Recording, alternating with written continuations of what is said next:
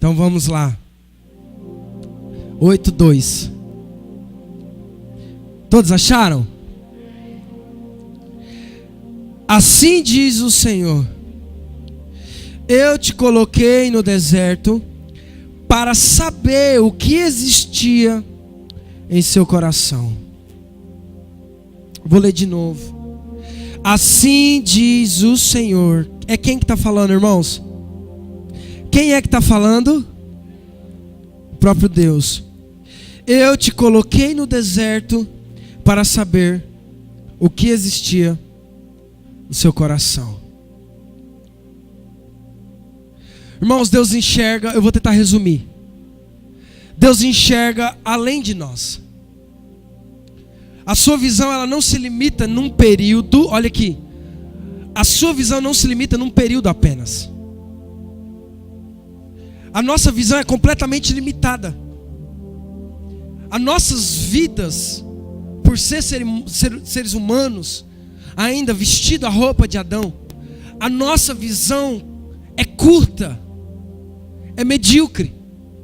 A visão de Deus é muito além da nossa. Com a nossa mente nós não conseguimos entender e alcançar aquilo que Deus planejou, aquilo que Deus projetou, aquilo que Deus arquitetou para nós. E mesmo não sabendo aquilo que Ele tem reservado para nós, mesmo num tempo de incerteza, obscuro, mesmo num tempo onde você não sabe aquilo que Ele pensou. Eu estou falando aqui na parte literal, concreta, para você entender. Porque Jeremias fala, ó, eu sei os planos que eu tenho acerca de vós, diz o Senhor. Aí ele vai falar, são planos de paz e não de mal. Ah, pastor, os planos de Deus para mim é plano de paz, não de mal. Amém. Isso é um resumo do que Deus é. Mas e o concreto? E aquilo que é específico? Você não sabe. Eu não sei. E mesmo não sabendo, irmãos, mesmo vivendo talvez um presente, mas um futuro, no qual nós não sabemos aquilo que Deus tem planejado para nós, mesmo com dúvidas e incertezas, mesmo num período no qual parece que a visão é turva, você não consegue ter clareza de algumas coisas, ainda assim, você precisa fazer algo. Você precisa descansar nos braços de Deus. Ainda assim, você precisa achar um lugar de descanso.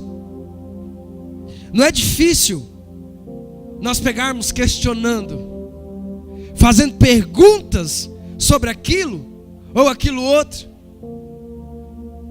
como seres limitados, por não saber o que há à frente. Não é difícil você pegar, questionando algumas coisas, fazendo perguntas. Como será? Como que é? Como vai ser? Será que vai dar certo? Será que vai funcionar? Será que vai conseguir? Ora outro, irmãos, e não é difícil isso. Será? Será isso? Será aquilo? Será aquilo outro? Sempre procurando a resposta. Sempre procurando saber uma resposta certa, concreta. E você sabe o que é interessante? Que nós não temos essas respostas concretas. Ou na maioria das vezes nós não temos.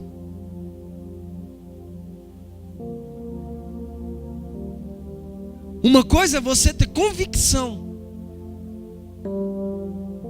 Outra coisa é você ter uma resposta concreta. Presta atenção, porque senão você não vai entender. Uma coisa é eu estar convicto. Outra coisa é eu ter uma resposta concreta. Eu tenho convicção de que eu sou curado. Essa é uma convicção minha, ninguém me tira isso. Mas amanhã depois eu posso chegar no médico e o médico falar que eu estou com câncer. e eu continuar com a convicção de que eu sou curado. E o médico fala: não, você tem câncer.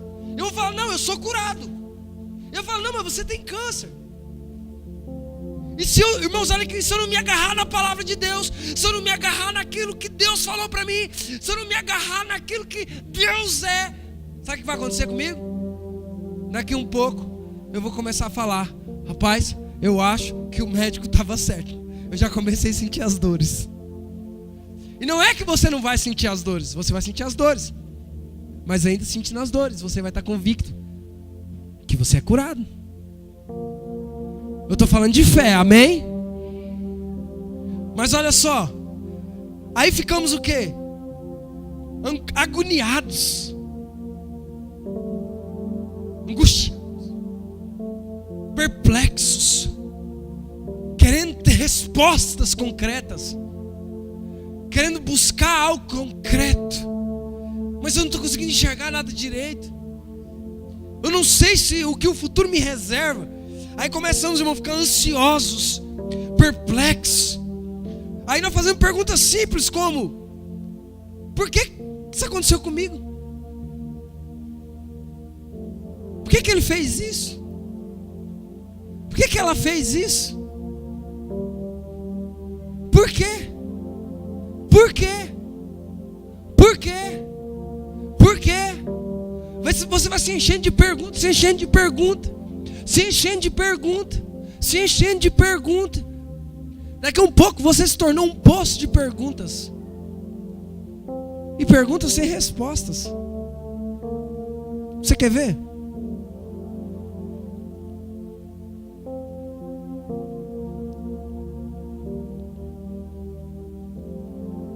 Olha só. Essa crise, por exemplo, que você vem enfrentando há um tempo já. Você já se perguntou o porquê dela? Você já tentou buscar respostas concretas, o porquê disso? Por que você firma os pés e daqui um pouco você tá bambo, você olha para você e fala: cara, de novo?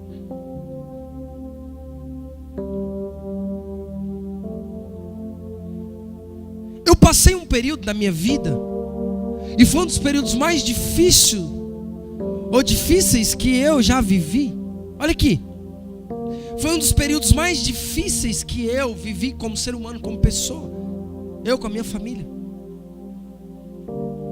que eu buscava resposta de todas as formas que você imaginar. Todas as formas que você pensar, eu procurava resposta. Irmãos, foi um tempo tão difícil.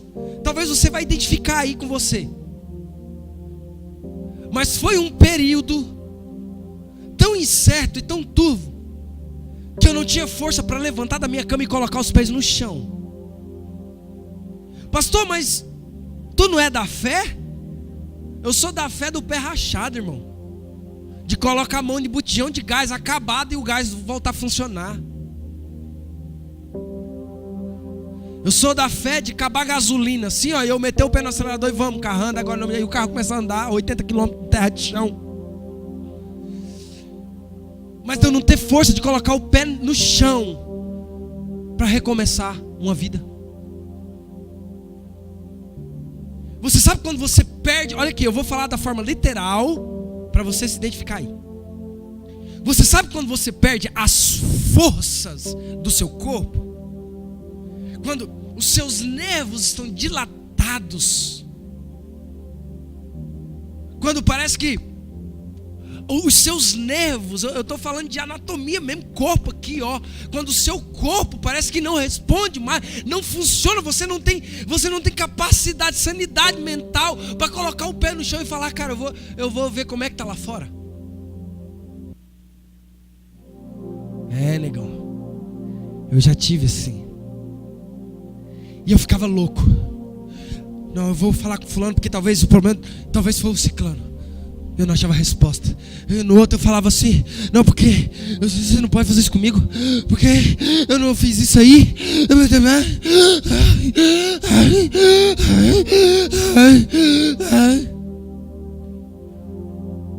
E eu ia pro monte, eu colocava o joelho no chão e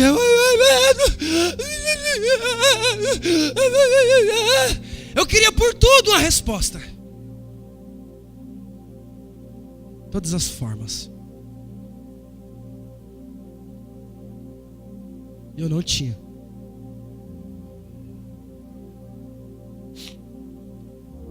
Porque nem tudo que parece ser é. Nem tudo que parece que é. Pastor, eu não estou entendendo. Nem tudo que parece que é desgraça é desgraça. Nem tudo que aparenta ser morte é morte. Nem tudo que aparenta ser fim é fim.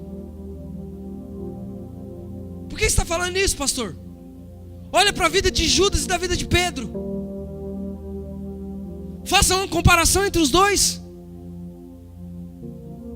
Se você analisar a vida de Judas, irmãos, e se você analisar o ato de Judas com Jesus, você mesmo mata ele. Você não espera ele suicidar, não. Covarde, vagabundo, comeu na mesa, andou com Jesus, Jesus amou ele, ensinou ele, sentou na mesa com ele. O cara teve coragem de vender Jesus. Safado, cara safado, caba relaxado. Estava lá questionando 300 denários que não foram dados aos pobres, foi quebrado, lavado os pés de Jesus naquele nardo lá. Questionou 300 denários que não foi dado aos pobres, mas vendeu Jesus por 30. Safado, covarde.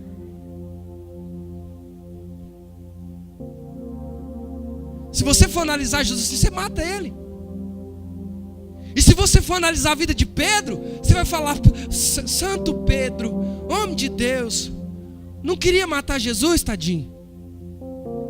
Quando Jesus falou assim: eu vou precisar ser entregue na mão deles, e eles vão me matar, e eles vão fazer isso comigo, Pedro pulou na frente, falou: de jeito nenhum, eu não deixo não, vou ter que passar por cima de mim. Eles me matam, eu capo com todo mundo, mas é o seguinte, matar você aqui ninguém mata não. Jesus olha para Pedro e fala: presta atenção, a intenção de Pedro era... A intenção de Pedro era...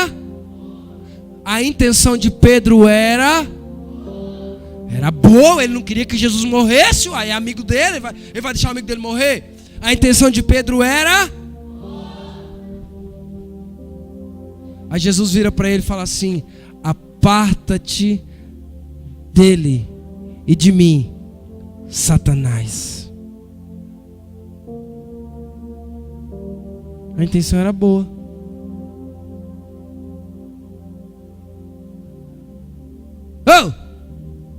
A intenção era boa.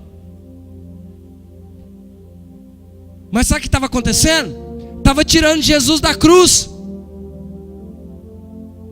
Tem muita coisa que aparenta ser bom, mas está te tirando do propósito. Tem muita coisa que tem aparência de boazinha, mas está te tirando do propósito. Jesus falou: o quê? Eu tenho que ir para a cruz, rapaz. É o propósito que eu morro pelo meu povo, pelos meus filhos. A parte dele, Satanás. E Judas, o traidor. Jesus chama de meu amigo. Se você olhar, você vai falar: Judas estava ruim, era errado. Jesus falou: meu amigo. E nem tudo que parece que é ruim é ruim. Nem tudo que aparenta ser ruim é ruim. Pode ser ruim, mas está te empurrando para o propósito. Podia ser ruim, mas estava levando Jesus para a cruz, que era o propósito dele.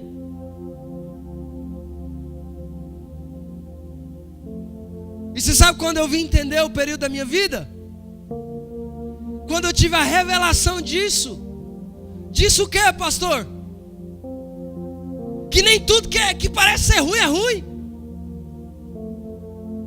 Tem coisa que está acontecendo na sua vida que você está achando que é uma tragédia, que é uma desgraça. E eu vou falar para você, Jesus trouxe aqui para dar um recado para você. Não é. Pastor, mas está doendo. Não é. Pastor, mas está me machucando. Não é. Pastor, mas não é. Por quê? Porque presta atenção no que eu vou te falar. Os dias vão passar, os meses vão passar, e logo você vai entender que aquilo que parecia que era ruim está te levando para o propósito.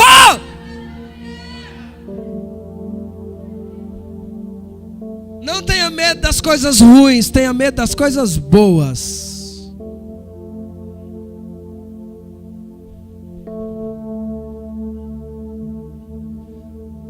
Quando eu tive a revelação de que aquele tempo que eu estava vivendo, olha aqui, era o tempo onde tudo isso aqui estava sendo gerado.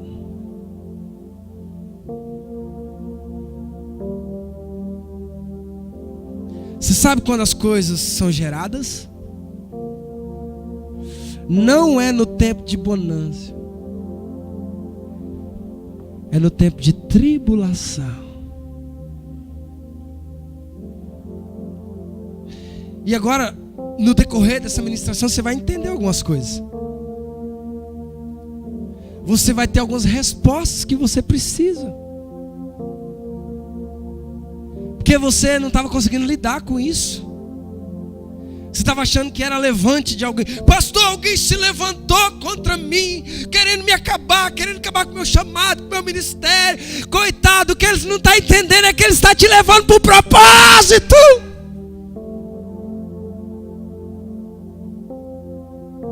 Mas está doendo. O que você acha da história de José? Você acha que José caiu dentro daquela cisterna, os irmãos dele deu um pau nele, jogou ele dentro da cisterna e ele ficou lá rindo dentro da cisterna? Foi assim não, moço. Você imagina, o cara foi vendido pelos irmãos, o cara tomou uma coça dos irmãos, os próprios irmãos surrou o cara, jogou o cara dentro da cova. Você acha que ele estava feliz com isso? Só que os irmãos de José não sabiam, é que eles estavam empurrando José para o propósito. Se tem alguma coisa que estava te machucando, se tem alguma coisa que está te ferindo, presta atenção, não vai te matar não. Pelo contrário, a escola de Deus não é para te matar, é para te ensinar. Você vai ficar melhor, eu tenho certeza. Você vai ficar muito mais experiente. Você vai ficar mais humilde. Ei, irmão, você vai ficar mais humilde. E agora, José dentro da prisão?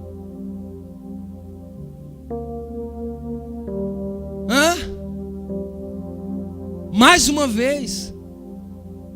Agora a mulher de Potifar arma para ele vai parar dentro da cadeia. Você acha que ele estava feliz dentro da cadeia? Mais uma vez, olha aqui, mais uma vez, Deus amadurecendo, olha aqui, isso aqui é muito forte. José, olha aqui, José entrou no Egito um garoto. Quando ele foi vendido para o Egito, ele era um meninão, um gurizão. Gurizão não pode governar nada. Menino não pode governar nada. Menino, presta atenção. Menino não pode governar nada. Deus falou: filho, eu tenho um propósito para você governar essa terra, mas você ainda é menino. Vou te levar para o cárcere, vou te ensinar lá. Ai, que lindo, irmãos. Amarrando meu sapato. Eu não sou digno de atar a sandália de seus pés.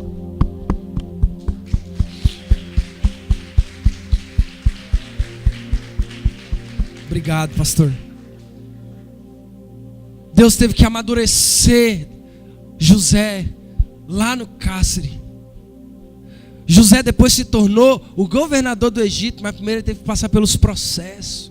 Que processo, pastor? Calúnia, difamação, perseguição.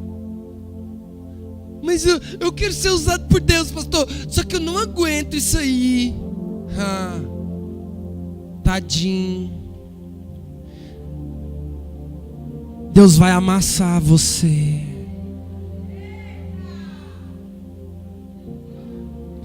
Ele não vai te matar nunca. Você é filho dele, ele te ama. Jamais ele vai fazer isso. Mas Isaías diz que o vaso que não passou pela fornalha do fogo da aflição não está pronto para ser usado. Pastor, mas nada. Você acha que Daniel estava felizinho dentro daquela cova? Você acha que Daniel estava de boa lá dentro? Sim, tá. Não, irmãos, presta atenção, ninguém fica de boa. Essa conversa aí de que Daniel deitou nos leões. Conversa para boi dormir, moço. Pelo amor de Deus, era fera. Bicho furioso. É claro que Deus cuidou dele lá dentro, eu não tenho dúvida disso. Mas vem cá. Você sabe quem colocou Daniel lá dentro? Você sabe quem colocou Daniel lá dentro? Não foi o rei não, foi Deus. Não, pastor, não fale isso não. Uai, Daniel foi colocado lá por causa de quê? Porque ele estava orando, uai. Foi por causa de Deus que ele foi colocado lá dentro? Foi por causa dele? Não, foi por causa de Deus. Agora deixa eu te fazer uma pergunta. Quem tirou ele lá de dentro? Quem tirou ele lá de dentro? Quem tirou ele lá de dentro? Se Deus te colocou nesse lugar, é para você aprender e Ele mesmo vai te tirar.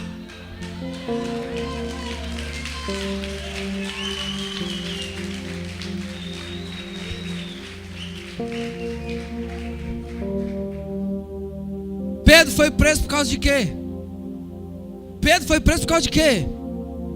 Por causa do evangelho. Quem tirou Pedro de lá? Jesus. Paulo e Silas estavam presos por causa de quê? Eu vou falando até você entender a revelação do propósito que Deus tem na sua vida aí. Aí quem sabe alguma coisa faz assim dentro de você.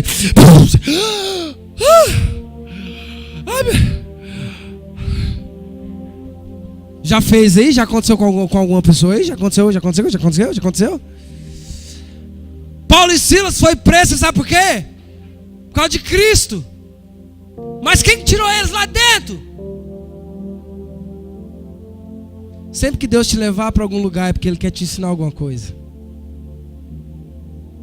Aí você está lá reclamando, achando que é mal.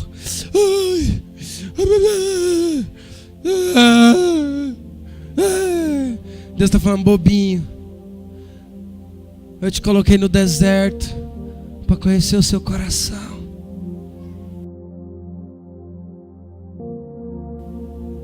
Quer conhecer uma pessoa? Dá poder para ela. Quer conhecer ela melhor? Tira o poder dela.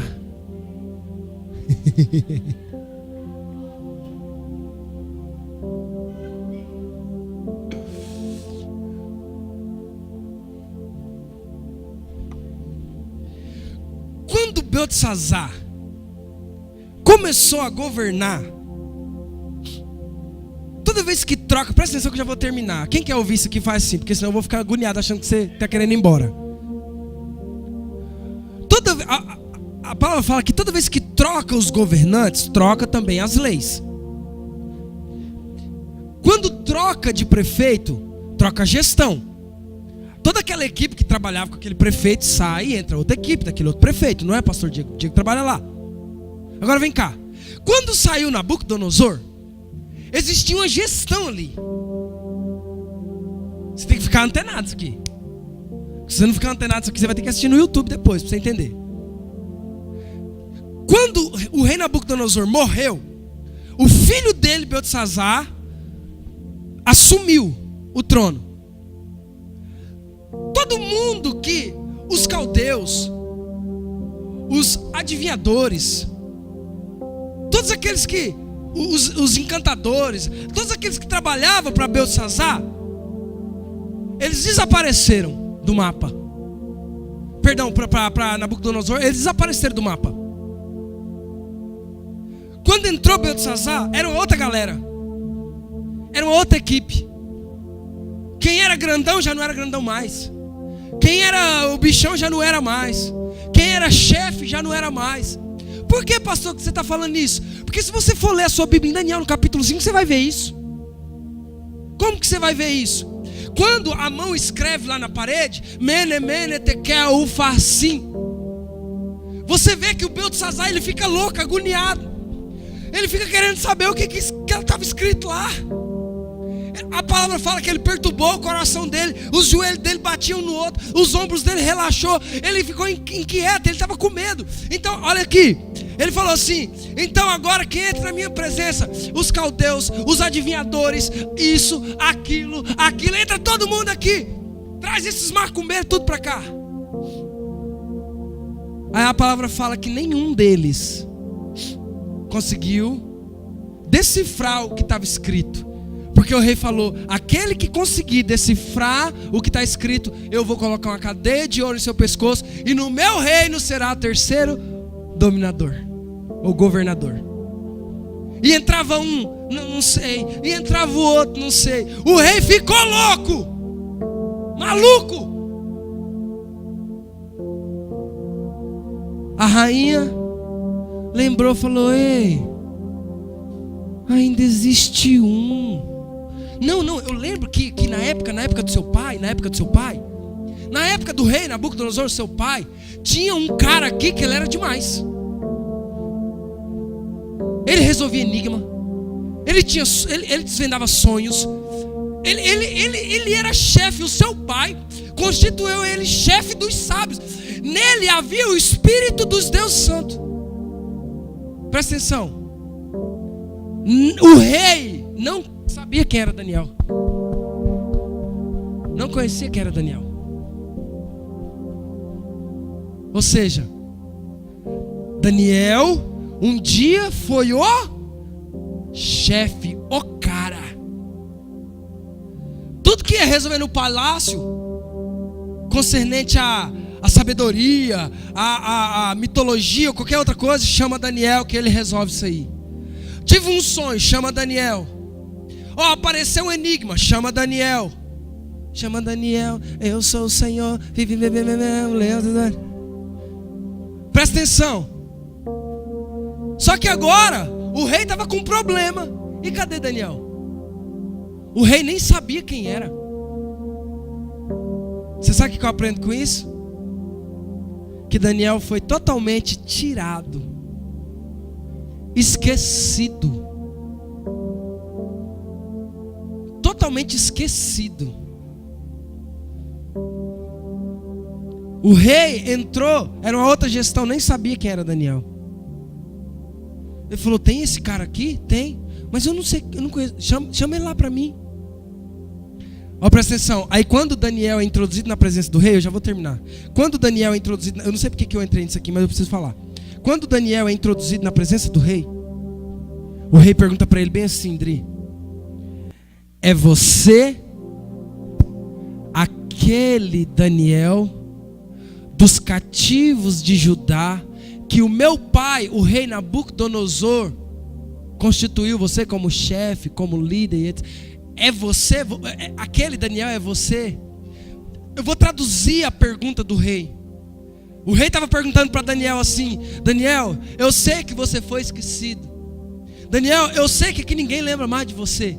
Eu sei que um dia você teve em evidência, mas agora ninguém sabe quem é você. E eu quero saber se você ainda é o mesmo. O mesmo daquela época.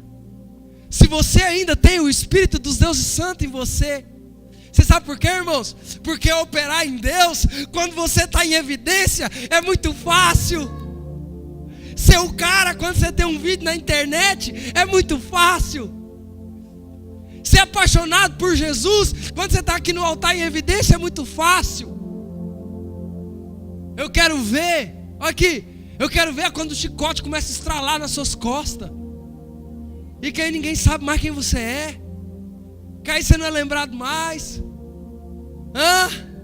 O rei perguntou para ele, o rei estava perguntando para ele assim, ó, Daniel, por favor, cara, eu estou com um problema ali para resolver. Por favor, fala para mim que você não mudou. Você é a minha única esperança, cara. Por favor, eu preciso de você, cara. Daniel, você é o mesmo.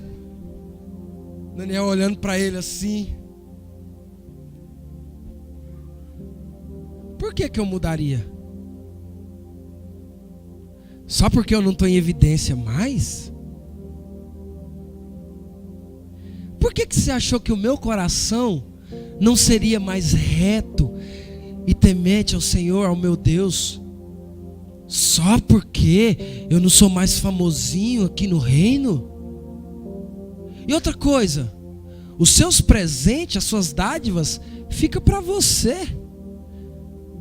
Eu não quero nada que é do Egito.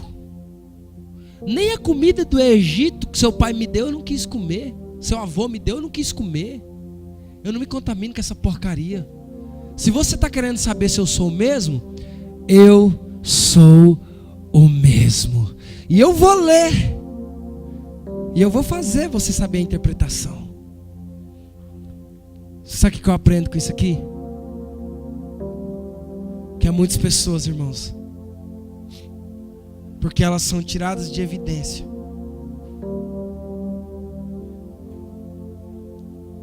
porque elas não são mais lembradas. Olha aqui, porque elas estão passando por momentos difíceis. O coração delas muda. Se ela orava fervorosamente por causa da circunstância, ela não vai orar mais. Se ela adorava por causa da circunstância, ela não vai adorar mais.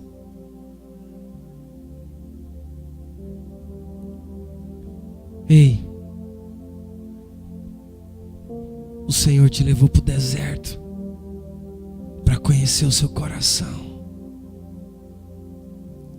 Porque o seu coração só pode ser provado no deserto.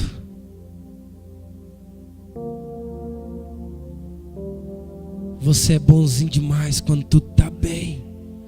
E eu já vejo pessoas aqui em lágrimas.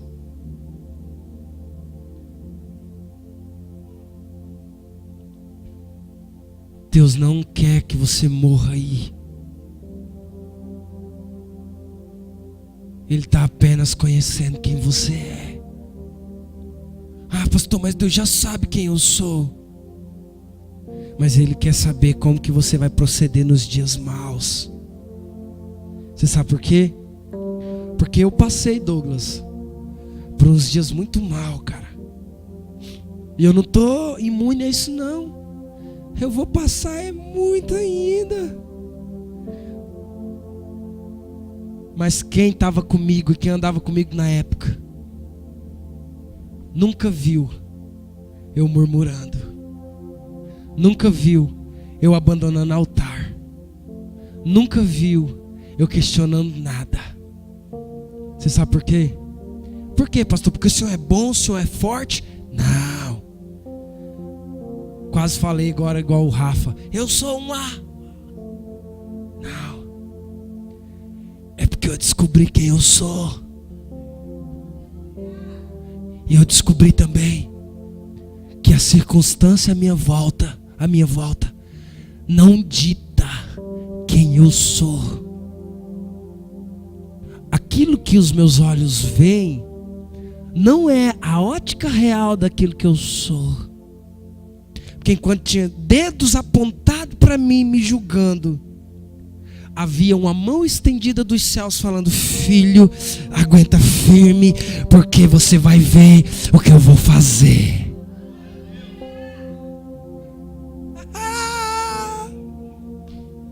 Yes! Dedo sendo apontado para você E uma mão estendida, falando: filho, aguenta só mais um pouquinho. Eu estou te treinando. Você está quase passando. Está quase chegando. Está quase chegando. Mais um pouquinho, mais um pouquinho, mais um pouquinho. E eu não gosto dessa expressão pagar preço, irmão. Eu não gosto. Eu não gosto dessa expressão. Você tem que pagar um preço. Eu não gosto dessa expressão. Eu creio que o preço já foi pago na cruz. Mas eu acredito no treinamento. Vamos treinar, vamos. Treinar na onde? No deserto. Não, nós vamos treinar no território do inimigo. Você vai ficar bom no território do inimigo. Você vai ficar experiente no território do inimigo. Bora.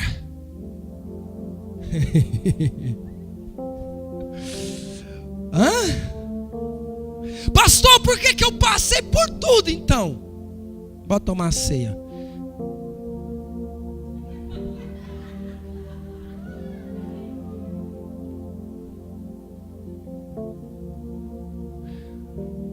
Levanta a mão que eu quero profetizar. Só quem recebe isso aí.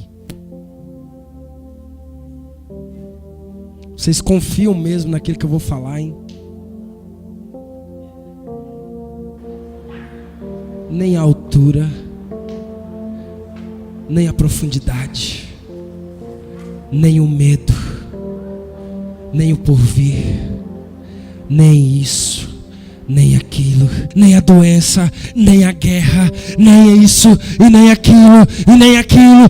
Nada pode te separar do amor que há em Cristo Jesus por você. Você sabe por quê? Por Ele, você é dele. Eu vou falar mais, eu vou falar mais. Você vai sair experiente dessa guerra.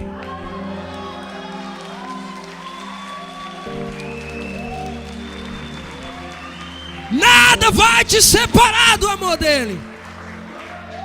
Nada. Vamos tomar uma ceia já, pode ficar em pé.